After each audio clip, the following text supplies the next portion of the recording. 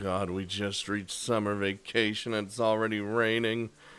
What kind of madness is this? Oh God, it's probably that like gross rain. You know, the kind of the humid. The first day of summer vacation is a disappointment. I woke up, water came down from the laden sky, or sky in biblical proportion. Jesus Christ. I was optimistic at the time. A quick summer shower, I thought. Torrents of rain for a few minutes and then it's gone. No. No such luck. It's like our fucking snowstorms going on over here. Well, it's more like ice. The old mid states, you know how it goes. Rainwater is relentlessly pouring down from the blue-gray sky outside, streaming down the glass of my window in small brooks and rivers and gathering together to form miniature ponds on the walkways, just like it's done for the past 2.5 hours. I actually really like rain, though, so I wouldn't be complaining. I stay inside all the time anyway. It doesn't matter to me. So I've been half-assedly cleaning up between half-assedly reading a book, packing my stuff on the side when I get bored of the two. The weather drags my spirits down pretty low, making it harder to do anything properly. Oh my God. Something bumping quite loudly against my door rouses me from my apathy as death. I hope it's not Kenji and his crazy indoor bowling alley. What do you mean? I hear no more sounds from the corridor until I walk to the door and open it. Oh yeah, you're right, they did. Rin, hi! How you doing? God, this route is something, ain't it? Like, it is just... Woo! Rin. I wish seeing her would invoke some sort of emotion in me. But for one, I'm too surprised that she came to see me. And two, she's soaking wet. God damn it, Rin. Come on, let's get you cleaned up or something. She's fucking gonna catch a cold. Her uniform shirt is drenched and she is standing in a self-created puddle. Oh my God. Droplets of rainwater are dripping from her short bangs and sliding across her nose until they fall down from the tip. Burp one by one. Hi. How are you feeling? Medium normal. Alright. The relative questionability of her statement aside, she sure doesn't look too good. You're all wet. It's because I came from the outside. Do you know it? Why are you outside? It's raining buckets out there if you haven't noticed. I haven't. It's raining pretty hard though. I was on a walk. Is this what you call wallowing in self-pity? Do you think I'm pitiful? No, I implied that you think you are. I'm not, and rain is not a sad thing. Don't you ever walk in the rain? No, I don't really like being... I like the rain, but I don't like being in the rain. I do, but only with proper equipment, like an umbrella. You just need to imagine you have a blue umbrella with white stripes. Like the panties. It might be tough when the rain is actually falling on my head. Just imagine harder. I wish I could just will things into existence like that. And it's not even willing things into existence. It's just imagining it's there. Yeah, she's definitely back to normal. Yeah, she's fine. Those half-sarcastic, inconsiderate remarks that really push my buttons even though she doesn't mean it. That vacant, spaced-out stare that always expects more than it gives. It's so very much like her. Want some... I'd pet you, but... Your hair's wet. I may need to come in. I need some help with this water and clothes I'm wearing. My brain quickly solves this equation, and I stumble with my words. A stark display of contrast against Rin's easygoing self-invitation. But you know, Emmy could, like, help and Rin shakes her head vehemently.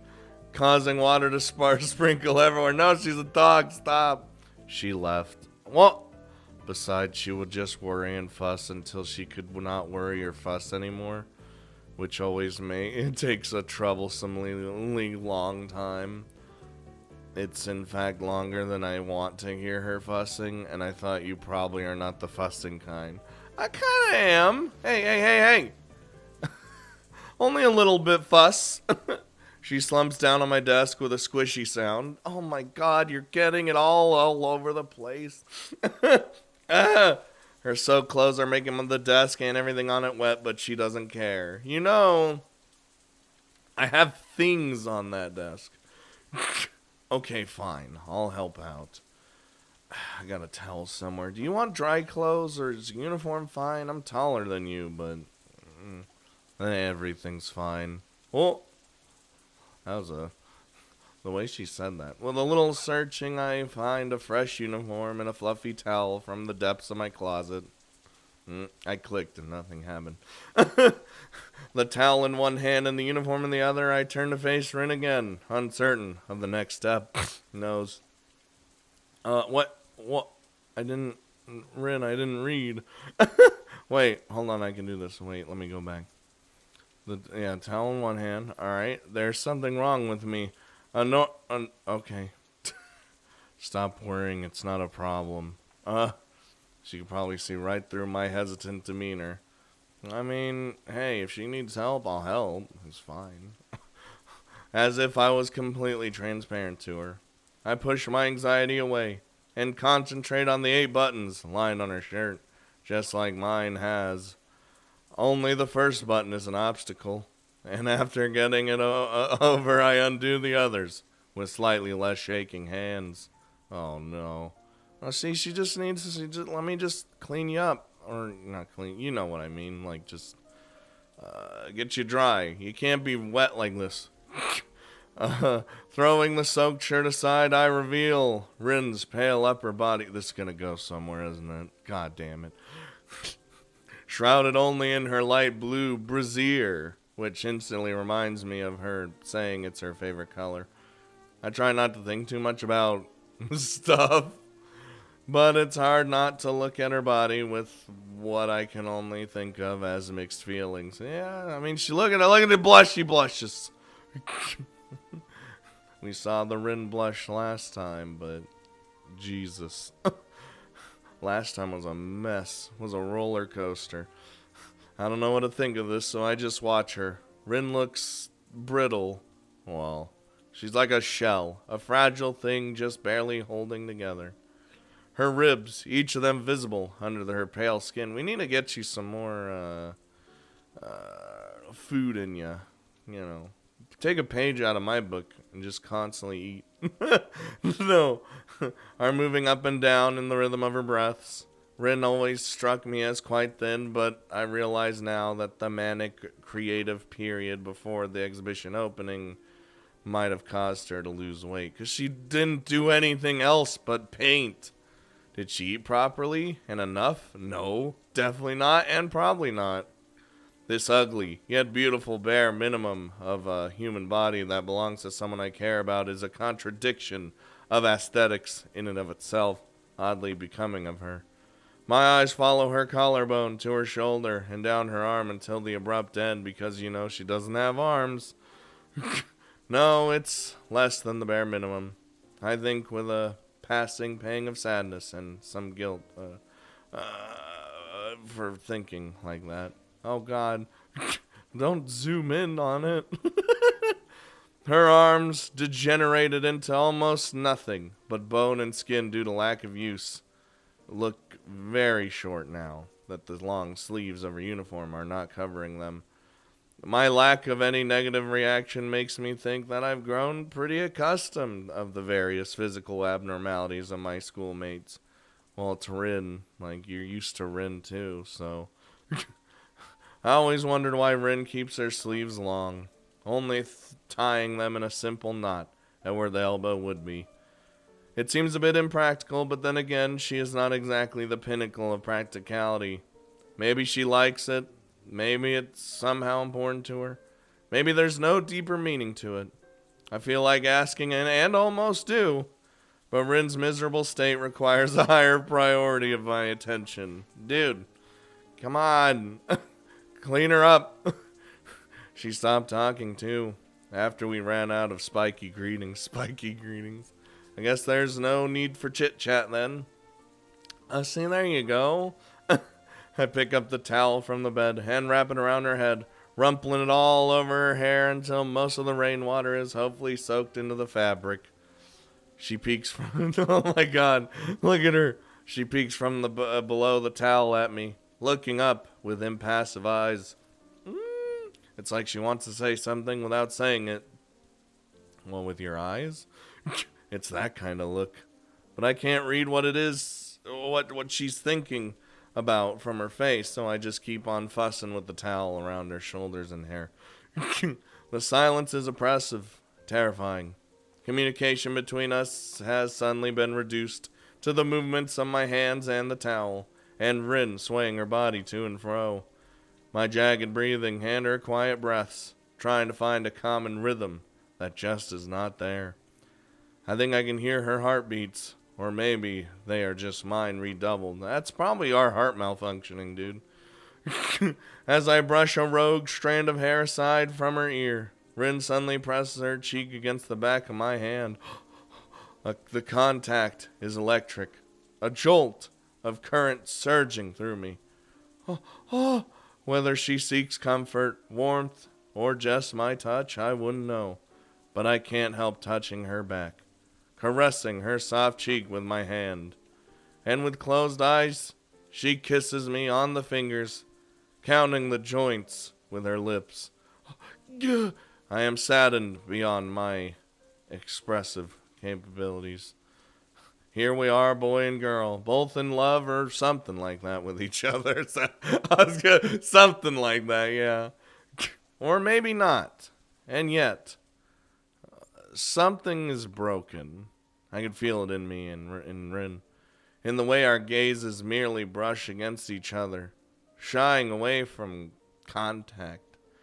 In her closed, timid posture, and in my way of touching her like a china doll, afraid of shattering her delicate form.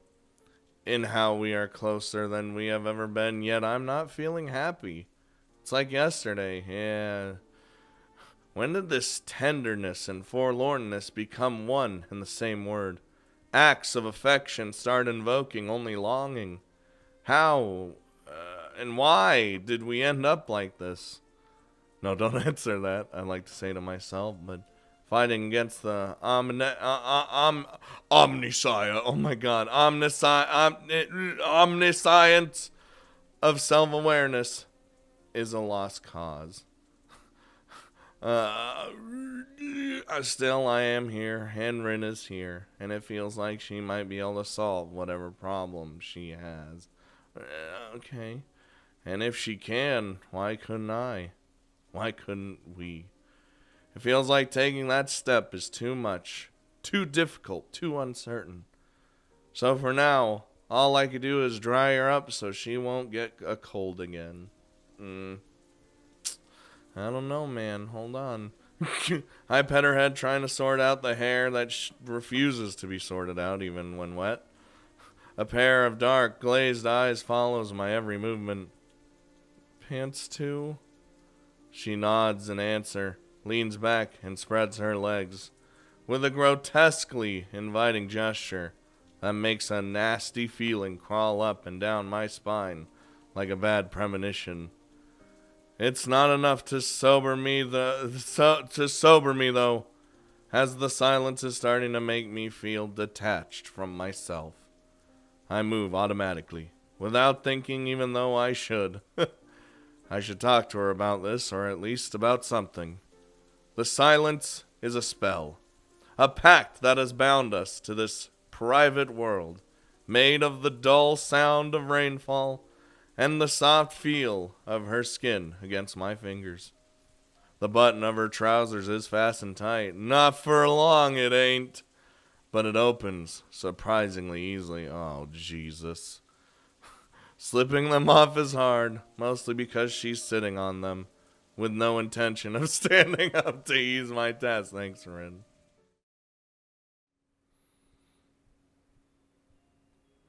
Huh? I feel like that should have been not diddly. I don't know. Present. Present is a fleeting and vague concept at best. The moment between the past and the future never doesn't really mean anything. Thinking too much about things that don't make sense is a waste of time. That's why living through the present is always the best option. Besides, for us who can't foresee the future, burp, and forget the past too easily. Oh my god, another burp. Present is really the only proof of our existence. Even though existence will go on even if you forget about it for a while, it's good to seize the day, at least every once in a while. That way you can confirm that you are, in fact, alive. Oh my god. Hello? Is this literally like, are we good? There's no rain anymore? We're done? I'm pretty sure that the girl who is standing there half naked, staring out of the window of my room, has a much better grasp of present than I do. As for me, well, right now I'm somewhat confused by my present state, since I should try to locate my shirt and not stare at Rin's butt. Why not? She has a booty, leave her alone. But I just can't stop looking at her. She's so close to the glass that her nose is probably going to leave a mark. That's fine. At least her breathing does, when it condenses on the rain-cooled window glass before quickly disappearing again. My shuffling around to get dressed does arouse Rin from her contemplation, which is fine, I don't mind the silences as much as I used to. Only after I'm almost finished with buttoning up my shirt does Rin say something, still without turning to look at me. Let's go somewhere. Right now? It's raining. Where? I can only assume she's inviting me, and not the windowsill. But it's a fair guess. I know. What? What? Help me get dressed. Okay. I think today's the day. What? Come on, clothes. Clothes. What an impatient tone. I crouched down to pick up her bra from the floor where it had fallen. Oh, hey. Discarded in the haste of undressing and forgotten there. I told you guys, I knew it was going to lead there. Hanging it from between my fingers like a dead fish. The same hesitation that grasped me when I was undressing Rin is creeping inside my head again. Is intimacy really something this difficult for me to handle? I guess. Everyone handles it differently. Come on, you got it off just fine. This is the same but the other way around. It's like talking backward. I can't even do that. What the shit are you saying? Hold on. Oh my god, my brain. This is like some Cthulhu shit, except it's just her talking backwards. How? Oh my god. My brain, wait a minute. Can I do something real fancy here? Like hold on. Wait, hold on. What? Wait, even if this doesn't help me at all.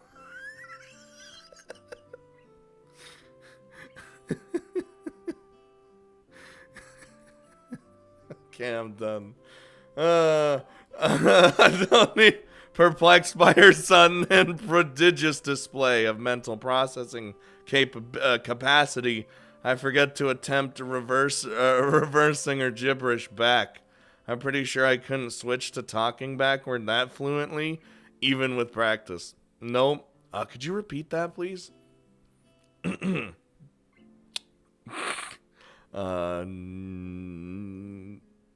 I right click?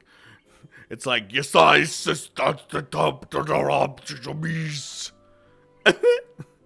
got it. Fine, I'll give it a try. What are we doing? Rin was right. The locking mechanism is simple enough. And I get the little plastic hooks right in on the third attempt. Nice. There we go. Oh my god.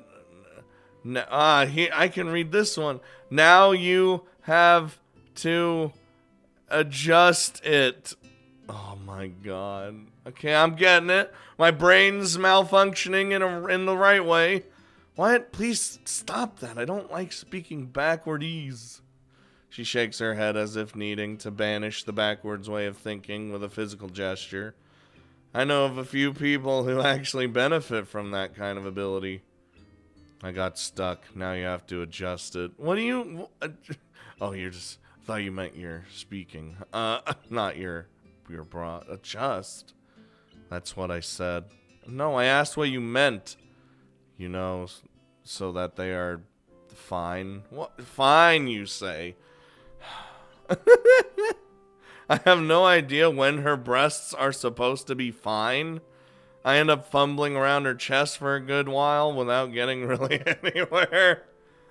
Just so agitated and pissed off. Not that I would complain, but Rin does. Emmy's better than you at this. Well, Emmy is also a lady. Us men are dumb when it comes to things like this. Well, sometimes. Not all the time. Really, it depends.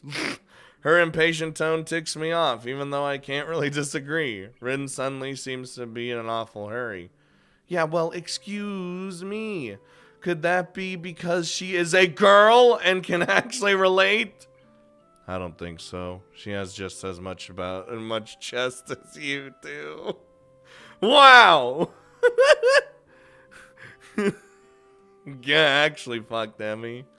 There we go. Holy shit, that took a lot of effort.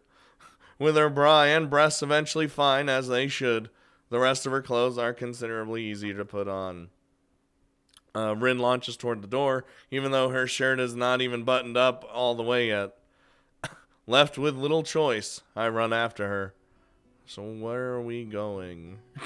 As soon as I realize that we are heading for the side entrance leading to the forest, are we going to that one spot?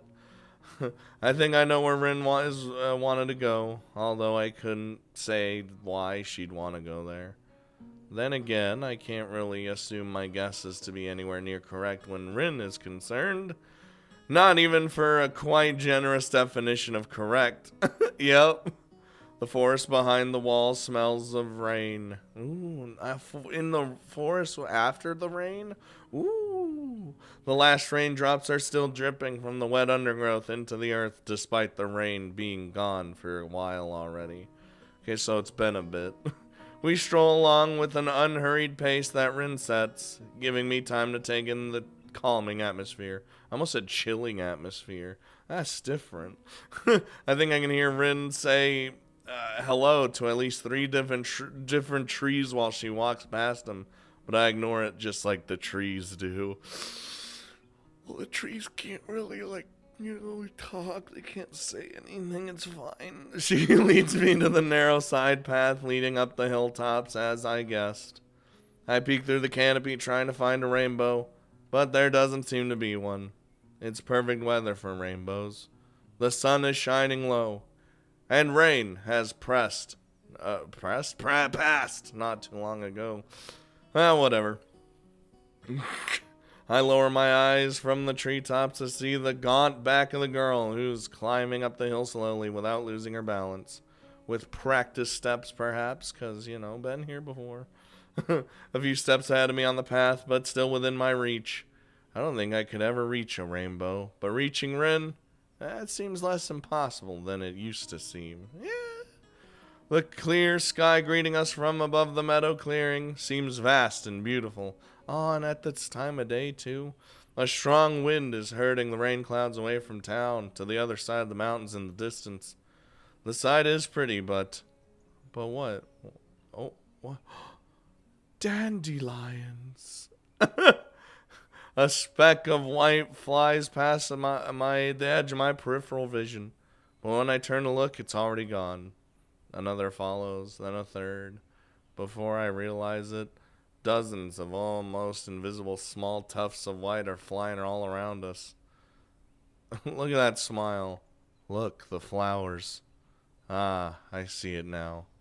Yeah, the sea of dandelions that covered the hilltop on our last visit have changed over the days. There they go, just flying around. Where there was bright yellow before, there is now fluffy white.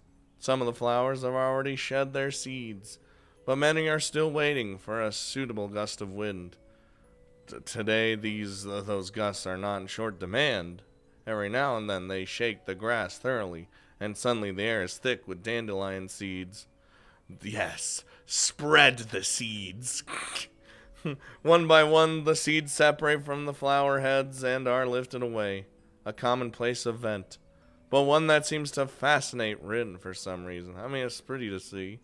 She's turning her head from side to side, marveling at the change happening all around her as the seeds fly away. I watch them too, following the white tufts floating with the wind towards the horizon, and imagine that I can see them even after they disappear from my sight. ... Hisao. Oh, what is it? Do you love me? Oh boy. I snap to attention to meet her suddenly very serious face that is not looking only at the flowers anymore. What a tough question. Asked just like that out of the blue. It's Rin, so she just asked things. Still, her bluntness compels me to answer rapidly. I don't know. Maybe I do. Maybe too rapidly. What does that mean? I don't know. Rin sighs, perhaps unhappy with my wishy-washy answer. I'd be too. Me neither. I don't think I know much about love. That's fine. Yeah, it's fine, isn't it? We can learn together. How should I know? The shrug of her shoulders seemed to say, hesitating to give a firmer answer. She stays silent for only a second too long, but even that second isn't long enough for me to think ahead. I love you. Oh, those 3 words freeze me in place, like a rabbit staring into the headlights.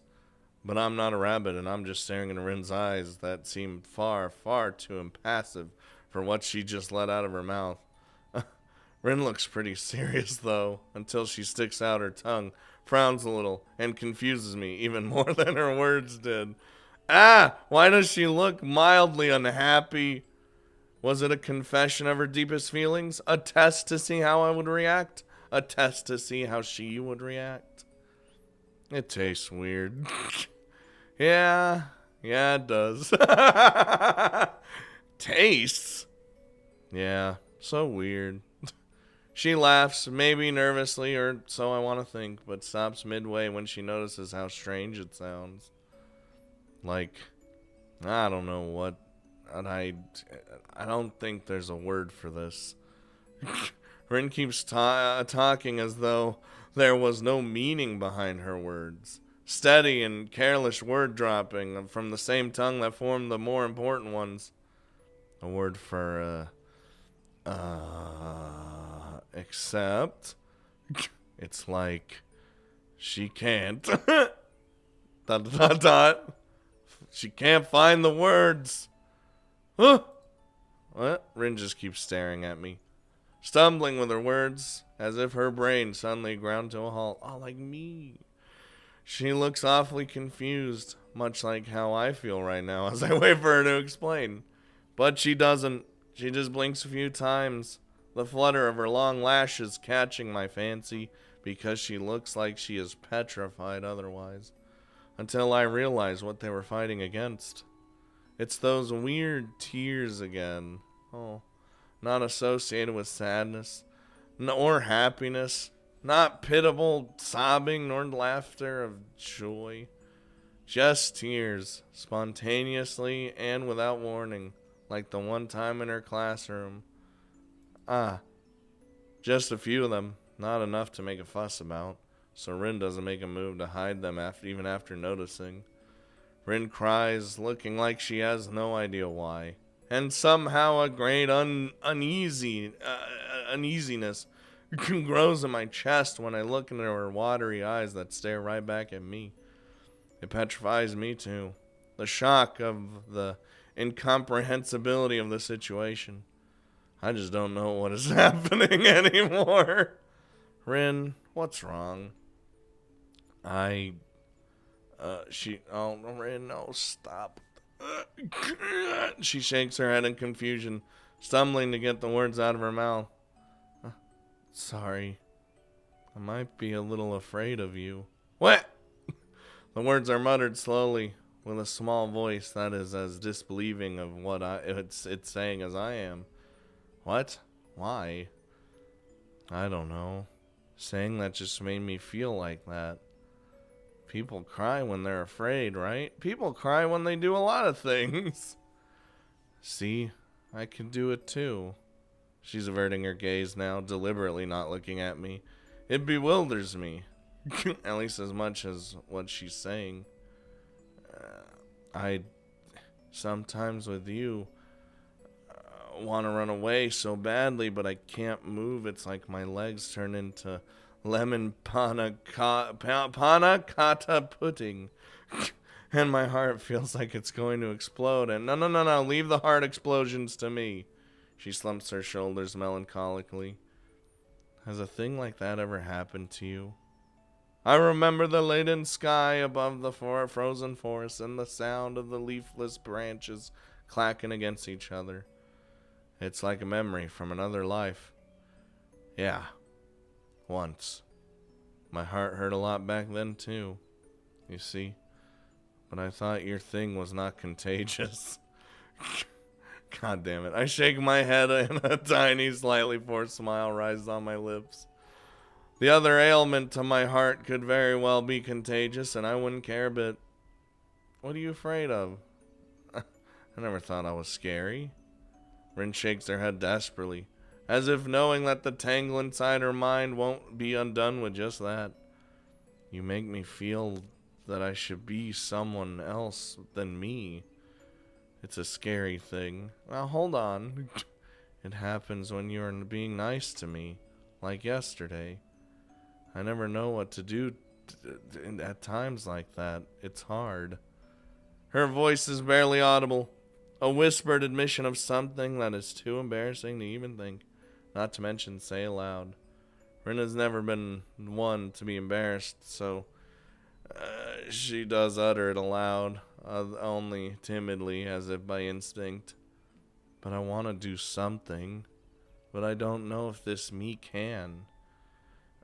For a moment we just stare at each other, as if waiting for the other to say something. Huh? Oh, you're so stupid. Rin's lips taste salty and scared against mine. Scared. Oh God, why am I dying? As I grasp her into an embrace, I feel my heart thumping in my chest painfully. Oh my God, now's not the time. Please. Even though I'm glad that she can say things like that, they make me sad after all. Rin's spirit, her passion, her strength, all those things that I hold dear are the ones I don't want to change. How should I treat them? Where are they headed to? Is that future irrevocably different from mine? That anxiety will never lose its grip on my heart, but I think I could learn to live with it. Slowly, the pain in my heart dies out. Thank God. And it settles into the same rhythm as Rin's. We listen to that for some time. Huh? After our lips break apart, it takes a while for either of us to realize that we can say something now. See? You really are a kind person, even when you're not. It's the most scariest thing ever.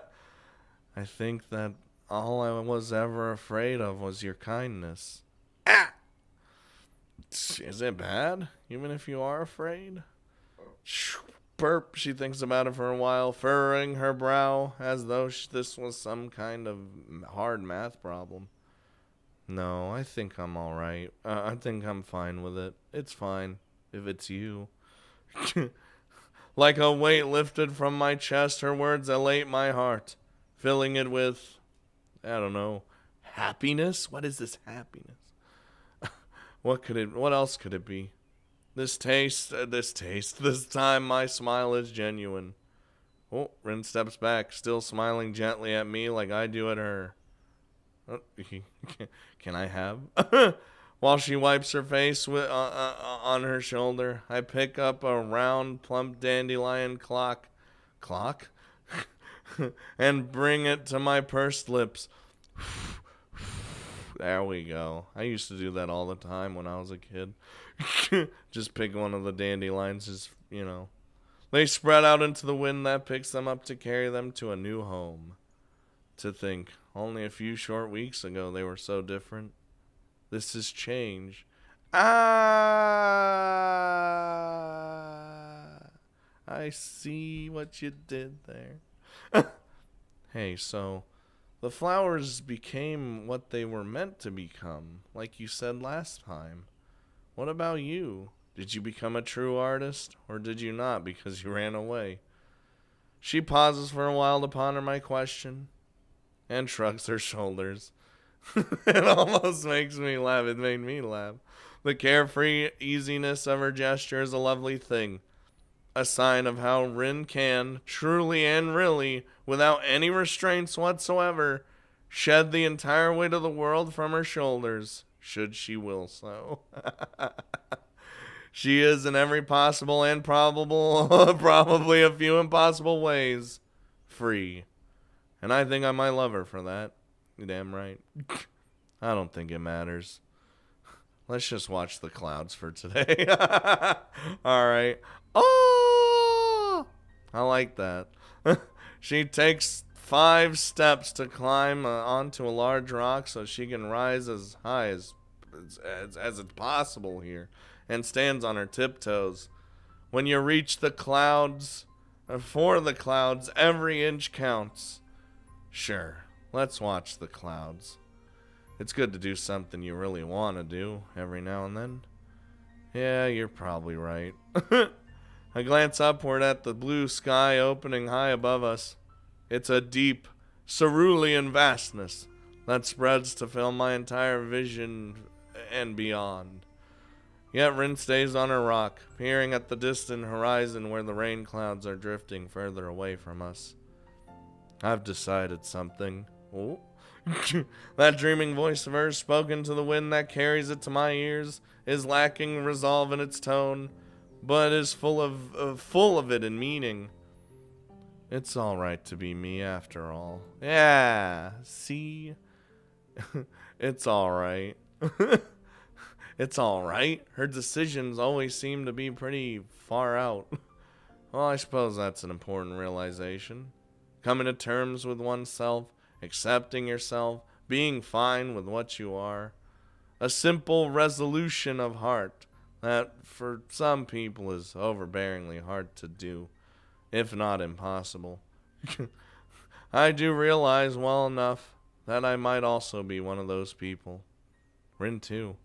Maybe we're not so different after all. And I right-clicked again. Why do I do that? Maybe to accept someone else, you must first accept yourself. That's, maybe that is a necessary step, which we didn't take until now. I accepted myself a long time ago. In a galaxy far, far away. Looking at her standing on that rock, I believe that she can find whatever she is looking for. And you know what? So can I. Oh, she's doing the thing, but without...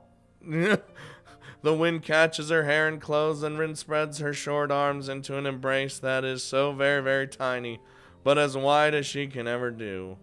For a moment it looks like she herself might take flight, and I have to hold myself back to not reach for her shoulder and not drag her back to me. She can't fly, it's fine. But this picture is something I can only watch. It is something for me to remember. Rin's sleeves are flapping freely in the wind, her hair wildly tousled by it, her skin touched by the setting sun. Her sleek form that I've come to adore is quivering in the cool wind that carries the small white specks past her.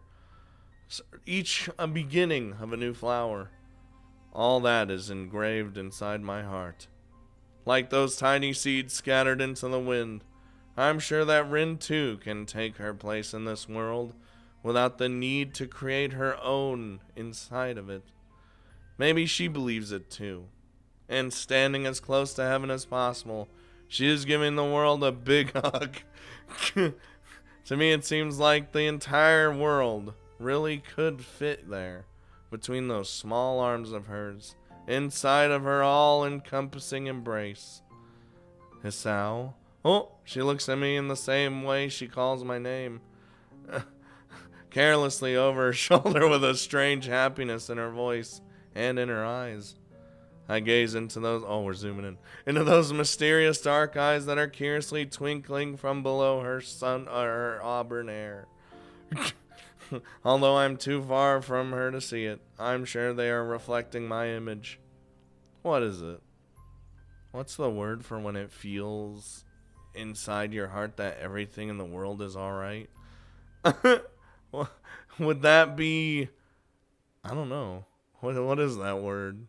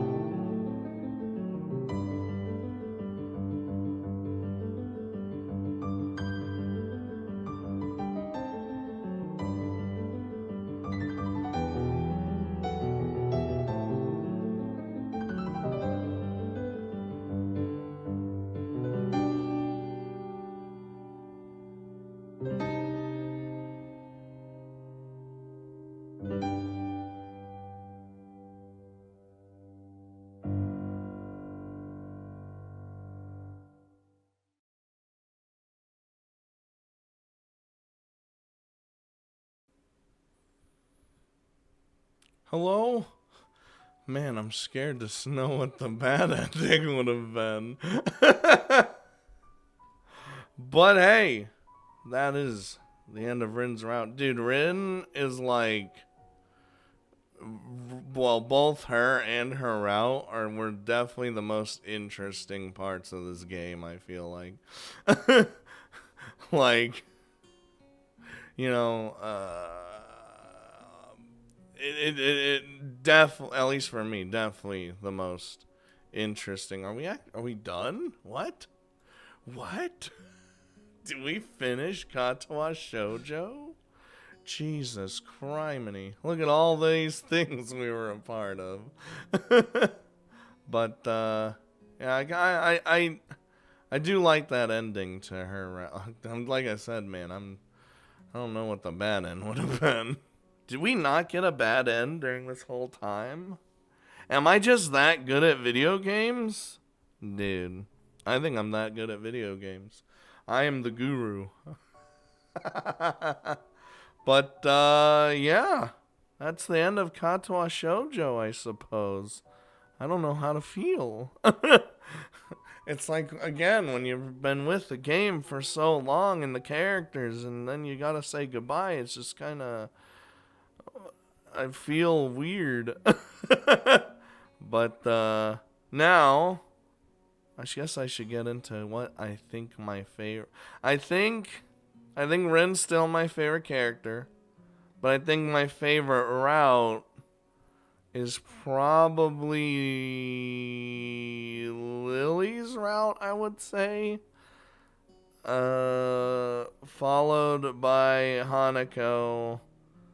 Followed by probably, I'll probably put Rin right in the middle, and then Shizune, and then Emi. I feel like I least enjoyed Emi's route, but I still enjoyed it, of course. I'm just going off of enjoyment factor in my brain. But yeah, I liked like Lily's route had It had everything. It even had Hanako getting more character development than she did in her own route. Or rather, more growth in that route than she did in her own, which is very weird.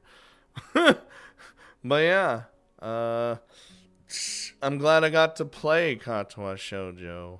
Uh, it's like one of those visual novels that everyone who got into visual novels played or at some point. And you know, of course, I'm late to the party.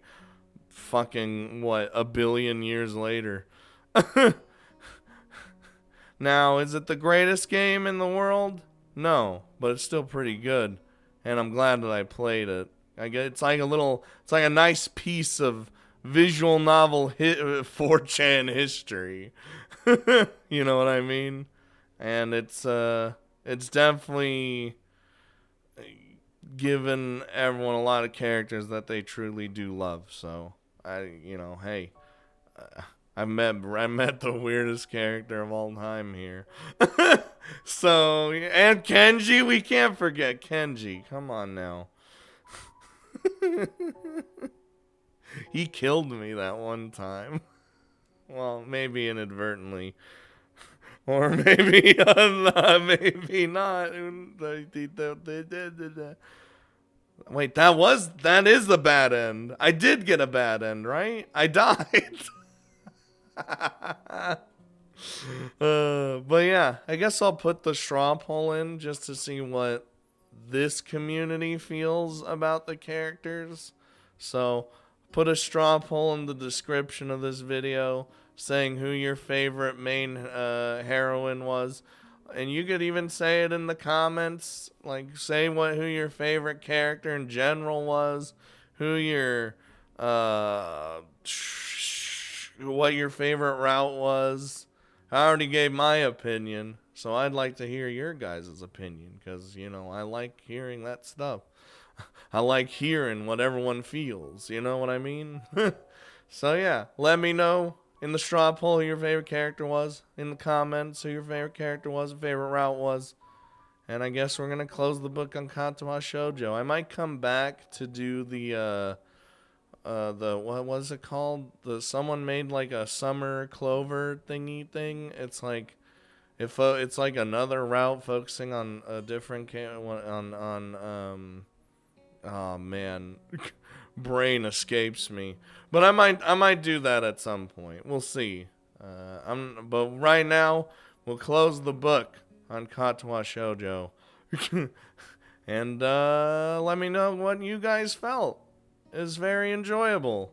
So yeah, I still feel weird. Like I just goodbye Rin, Lily, Emmy, Hanako, Shizune, Misha, all the rest. For now. And I'll see you guys next time on whatever the hell I decide to do next.